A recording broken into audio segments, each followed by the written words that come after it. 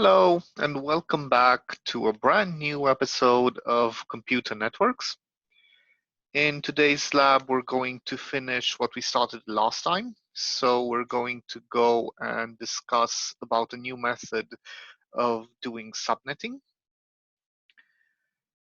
Do not forget, please, to record your attendance on the virtual campus. The session should already be active. And also, please do type your names in the chat so that I can pair the two and make the two go together. In the past, we hadn't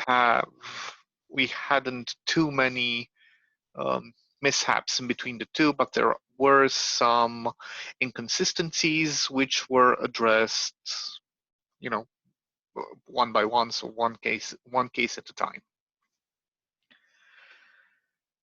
Okay, so first of all, I'm going to share my screen. It's easier for me to do it that way. I'm sorry about that. Hopefully not too many windows will pop up during today's session. If they do, we're going to see about it then. And we're going to go over the same slides that we did last time with the mention that we're going to go towards the end today. So as specified last time, we're going to do subnetting in two labs. Last time we took an IP address. We found the network address, the broadcast address, and the host addresses starting for the network, the original network, namely this one. And so we got the network address, the broadcast address, and the host addresses. And then we started splitting up that particular network into three others. And we stated that we're going to talk about one software development company, and we're going to split that initial network into dev, test, and auxiliary personnel. And we wound it up with a presentation or a distribution of hosts similar to this one. Do you remember these particular details?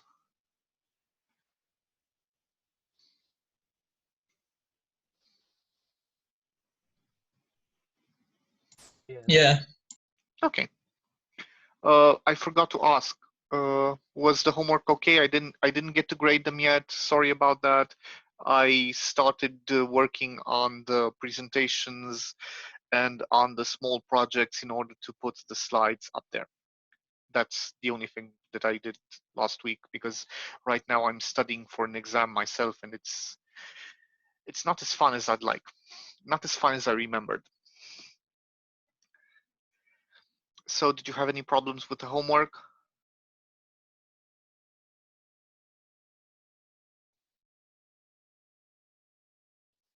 No. No? Okay then. Okay, so last time when we spoke about static subnetting, we discussed that the network mask is the same for all networks. And basically what that means is that we're going to have the same number of hosts within each network. So the development, the test, and the auxiliary personnel. What we're going to do today is take the same example, and we're going to split it up according to the number of hosts. Now, VLSM stands for Variable Length Subnet Mask. That means that the network mask or the subnet mask will have a variable length. That means it will change. If that subnet mask will change, we could see that the number of hosts could be different for each network.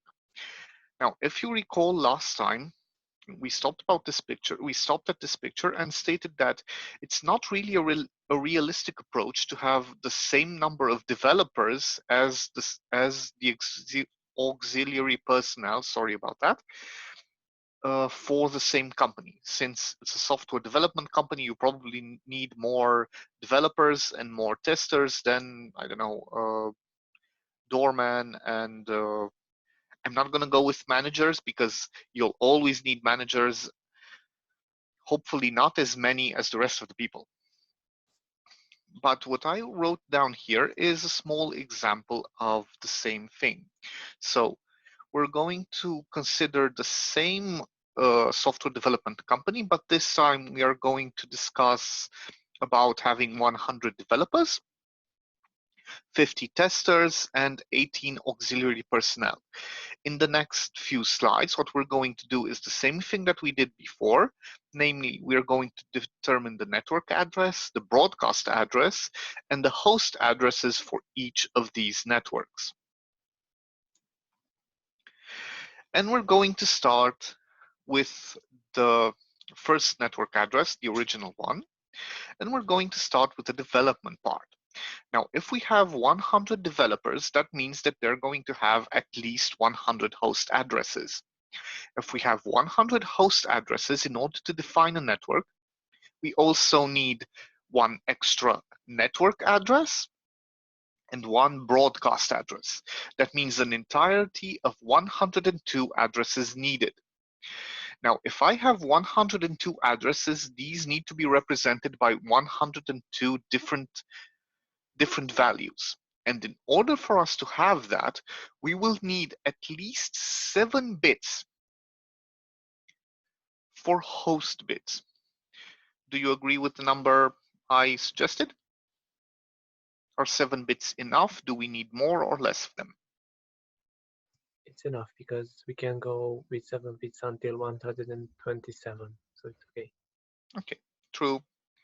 So if we use 7 bits for host, we'll start. This is the original address, sorry, displayed in binary.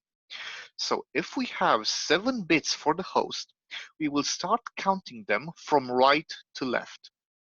So if we use 7 bits for the host part, that means that we're going to have, for the network bits, the 24 original ones, namely the /24 here, plus an extra one that we're going to lend to the network. If you recall this, we did the same thing last time. We took bits from the host part and added them to the network part. This time we're going to do the same thing. However, we're going to keep in mind the number of hosts, not the number of networks. And so the network address remains 192.168.25.0 with the same IP address, the same IP network address, with one distinction, whether being that in the first case we started with a /24 mask bit, we now have a 25 because we have the 24 original and the one that was lent, so the red one. Now, if we're going to compute the broadcast address, we're going to take all of the host bits, so the final 7 here, and transform them from zeros to ones, and we're going to get the value of 127 for the last byte. And for the host intervals, we remember that the first host is usually the network address plus 1, and the last host is the broadcast address minus 1. Everything okay up until now? Yes. Yeah. Okay. This basically, since we have a network address, a broadcast address, and a host interval, that means that we finished everything requiring for the development network, for the devs. Next up, we're going to go to the test. Keep in mind that here we lent 1 bit. If we have 1 bit, that 1 bit can have 2 values. First off, the first value that we used was 0, and now we're going to go with a 1. Now please notice that the red bit here changed from 0 to 1. And the thought process is virtually the same. So we have 50 testers. That means that we're going to have a total of 52 addresses, because we have the 50 hosts plus 1 network address plus 1 broadcast address. And the 52 addresses or the 52 values can be represented on 6 bits. Now, right now, if we have 6 bits for hosts, That means that we're going to count the 6 bits just as before from right to left, and we're going to have 4 network bits, the 25, that means the 24 plus 1 that we had last one, the 24 original plus 1 that we used for the devs, and add 1 more.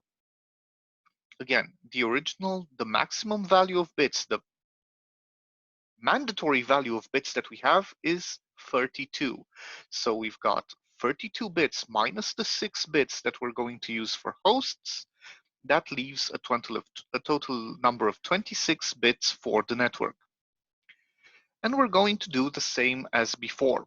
So we're going to compute the network address, which is all of this with a 1 here. That means 192.168.25.128 /26, because we have 26 bits for the network.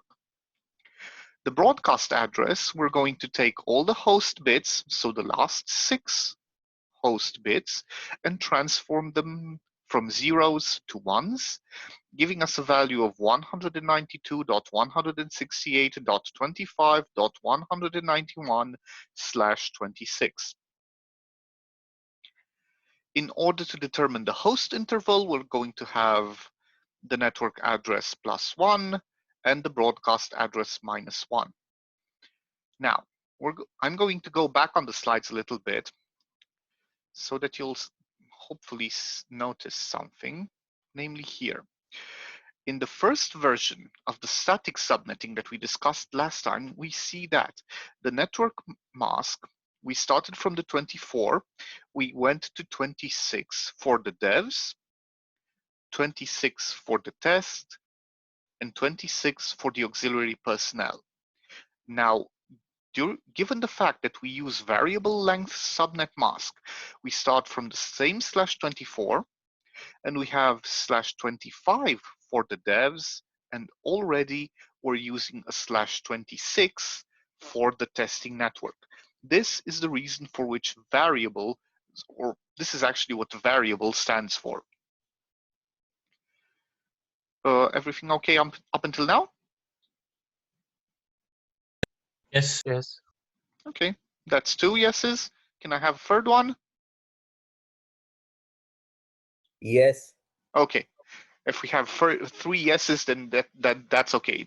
It's similar to the slot machines, so I got a victory. Now, we have the dev network, we have the test network, and we're going to have the auxiliary personnel network.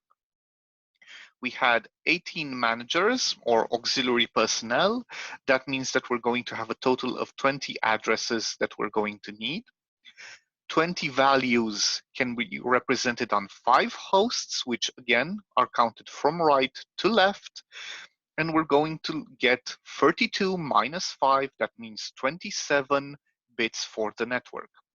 Now, we borrowed 1 bit for the dev, we turned it to 0, and then it was 1. We borrowed another bit for the test, which was first 0, and now it's a 1. The first bit was 0, then 1, 1. The first is 0, 1, and now we're going to see what happens. So we're going to borrow 1 more bit for the network part because we only need 5 of them for the hosts. And we're going to have the network address of 192.168.25.192/27, because we already computed that we're going to have 27 network bits. A broadcast address where we change all of the host bits from zeros to ones. That means 192.168.25.223/27, and the host intervals where we go with the network address plus 1, respectively the broadcast address minus 1, and here we have a small mistake in the slides. Quite all right, we changed it and we saved it again. Just a question. Yeah. What if we needed more, I don't know, more bits to represent a number of managers? What if you would need, again, I don't know, 50? So we would need not 5 host bits, 6 host bits. I'm going to show you that in a moment. Okay, okay. So the idea is that I wanted to do the slides with the same example so that you can have so that you can see the differences between the two methods. And then we're going to have one more example. We're going to make one more example in which we're going to go with, I don't know, things like that. Okay, thanks. You're welcome. So one more thing that you need to maybe notice. We started from the network, from the dev network. Please note that the dev's broadcast is 127, and the tests, that means the next network address, is the previous broadcast plus 1. So we ended here at 127 and we start with 128. We'd end with 191 and we start with 192.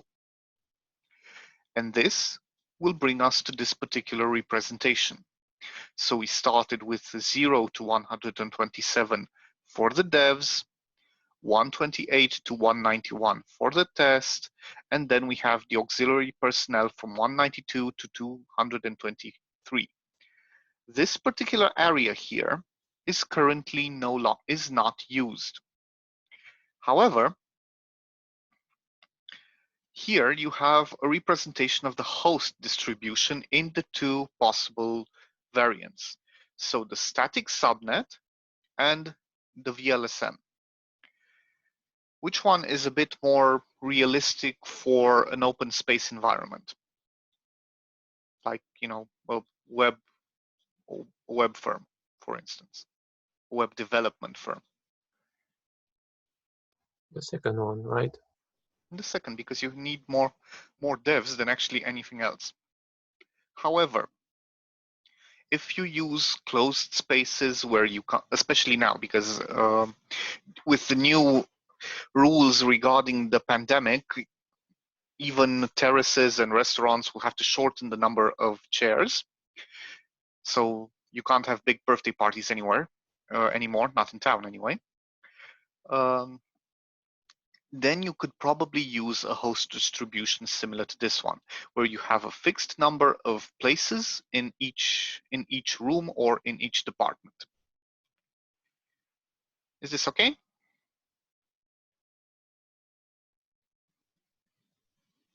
Yes. Okay. So 2 more slides, and then we're going to go for another example. First, these are general observations. Please note that in either case, we will go for the natural succession of the decimal order. Namely, if we borrow bits, first we're going to use the 0 variant, and then we're going to use the 1 variant. If we have to borrow more than 1 bit, such as we used in this particular situation, we'll go with the 0, 0, 0, 1, and so on. So an increasing value. One very important mention. For VLSM, please note that the order of the hosts when computing the networks should always be a decreasing one. So you should always start with the most number of hosts and then go down. Now, regardless of how we're going to ask you to do it in the homework or how you might get it in tests at the exam and so on, this should always be in your mind. Okay, so first off, you order the networks in host order, in a decreasing host order, and then you start actually doing the networks. And please always start from the network that you actually get. Namely, don't start subnetting from the IP address that you get. So, such as for instance, in our case here. we started off with, where is it? We started off with an IP address. Now this is similar to what you're going to have in the homework for next week. So you get an IP address. The first thing you do is compute the network address of that network. And only once you have the network address can you start computing the broadcast and so on. Never do it starting with the IP address. Okay, so these are some question examples here. From what address does the host ABCD belong to, or what is the last host from network A, or what is the gateway from network M if we consider that is the first or last in the pool, and several questions that are similar to what you've probably got on the submitting questions part. Is everything clear? Or can we go to another example? Yes. Okay, so again, these are the slides which are available for both labs. Last time and this time, and they make a comparison, because that was the end goal here, to make a comparison between the two methods. Now, I'm going to go next to the virtual campus, not Zoom, but the virtual campus here, and load your class. And here you can see that you have a homework. So on the homework, if you open it, you're going to see that you're going to have a file, just as when you had that, and you're going to have a homework that states that you're going to start with an IP address, which counts the number of position in your group, the numbers of letters in your group, the numbers of the letters in your surname, your shoe size, and whatever. And you're going to have to compute a few classes, namely a few subnettings, one for 90 hosts, two of them for 7 hosts, one for 32, and this one can fit in anywhere because it depends on the number of letters in your name. And after you've done all of these, you're going to determine a broadcast address, a host address, and a gateway address for different classes, for different subnets. Now, in the homework, please also put up all of these, because we're going to check them, and the specific IPs that we're going to ask for. Is this clear?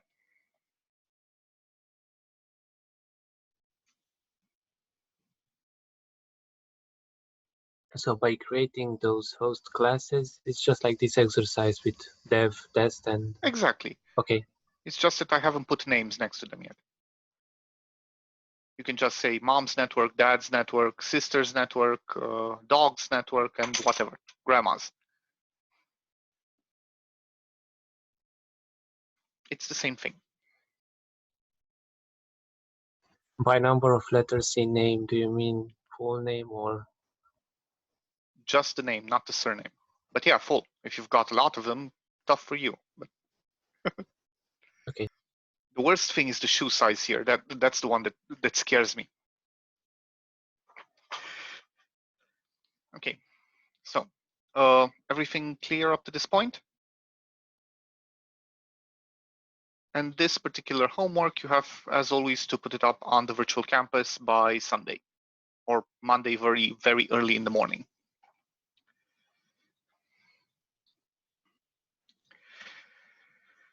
Okay, so that being said, I'm going to open up a notepad now, hopefully.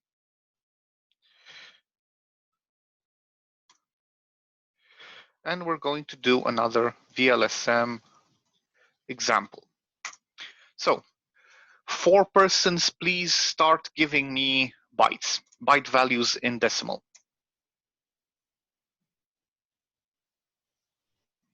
172. 172, dot. Someone else. 68. 241. I heard a 68 and a 241 and one more.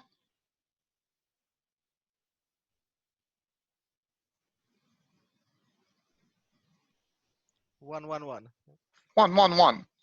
And from one girl, because they've been silent up until now, I would please ask for a number of bits up to a maximum of 32 so that we can get a subnet mask. 27. Thank you. 27, right? Yes, right. Okay, thank you. Now, the first thing that we're going to do is determine the original network address. So that means that we're going to transform the entire thing into binary, and I'm going to be a schmuck about it and ask the computer to help me out.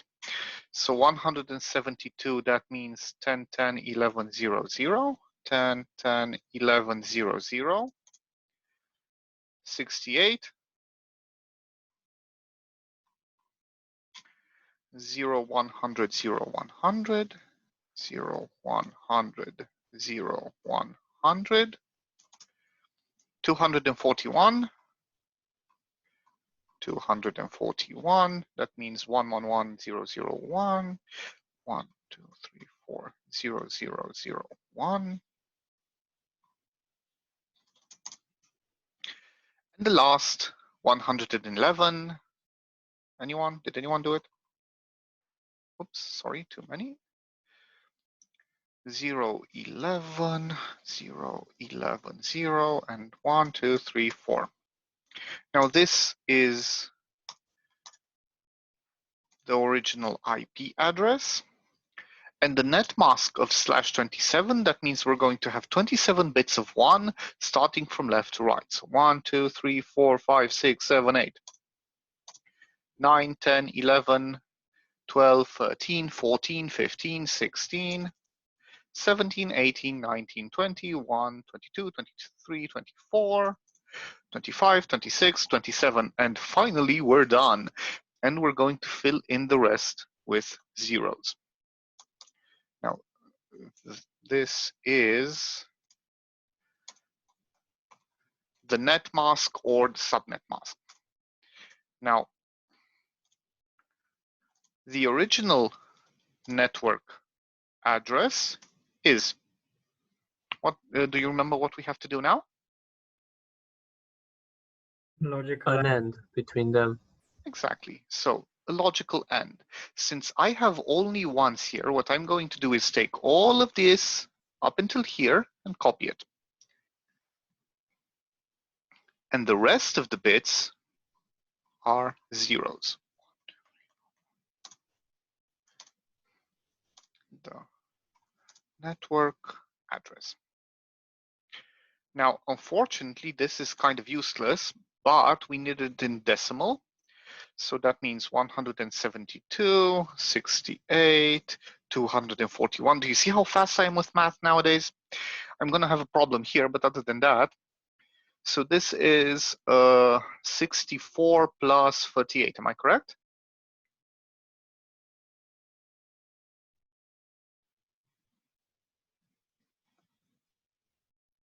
Because this bit represents 128.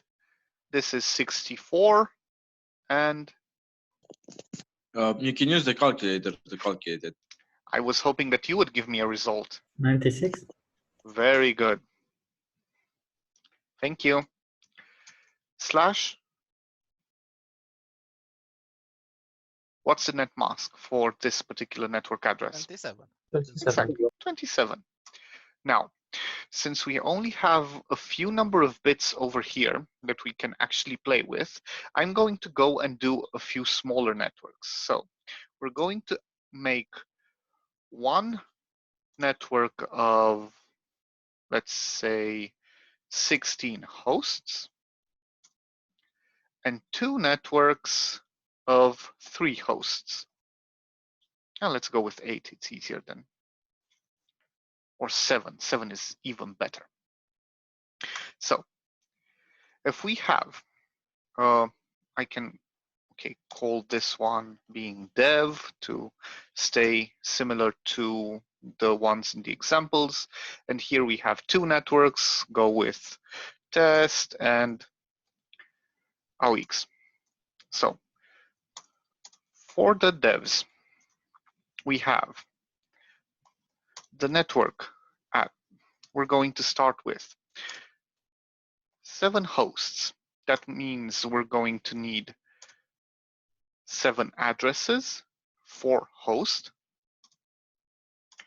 plus 1 network address plus 1 broadcast address. Now, the difference between these ones, they're kind of this.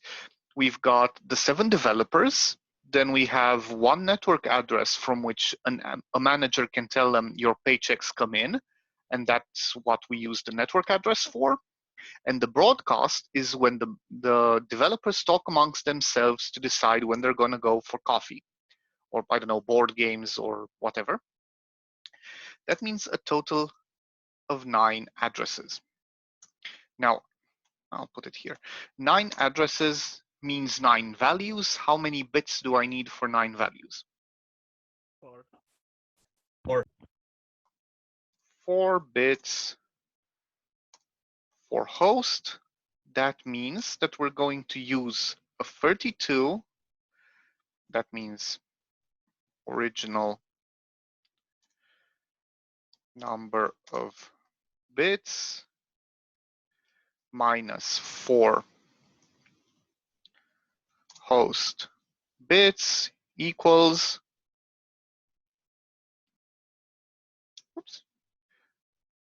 28 bits for network. And we're going to type down the followings. Now, for the original network, we're going to start off at the network address we were given. At the network address we were given, not the host one.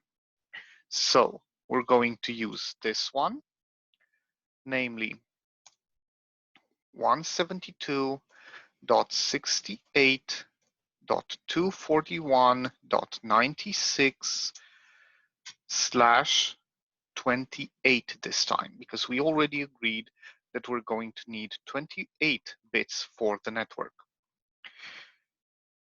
Again, this is the net address.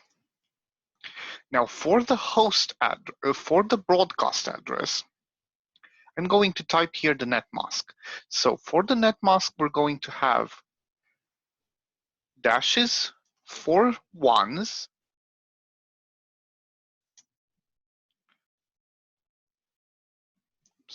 overshot, 24, 25, 26, 27, 28, and pluses for the host bits. Now this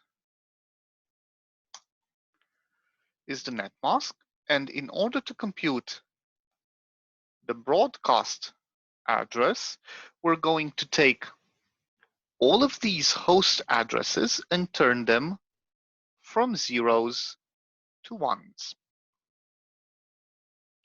2, 3, 4. And that means we're going to have a 172, 68, 241, and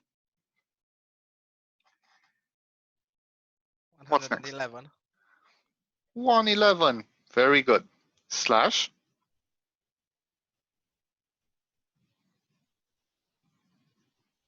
28. 28. Now, the host addresses are network address plus 1, namely broadcast address minus 1. For test, now for the test, we have 3 hosts.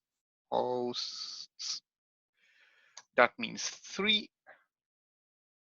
addresses for host,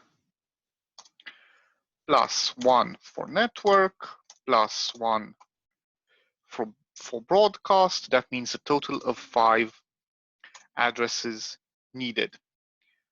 How many bits do we need for 5 values? 3. Sorry? 3 bits. 3 it is. Bits for hosts That means we're going to have 32 minus 3, namely 29 for network. Now, the network address for the testing environment is the broadcast address of the previous one plus 1 slash 29 in our case. If you want, you can have the binary code and do the math by yourselves. But trust me, if you put this bit to 0, this bit to 1 and all of the rest for zeros, you'll get 112. Now this we're going to do in a bit of a shorter manner. The session is going to end in less than a minute. I'm going to stop here and get right back in. Is that okay? So that you can get the rest of the example. Okay. Okay, so I'm out.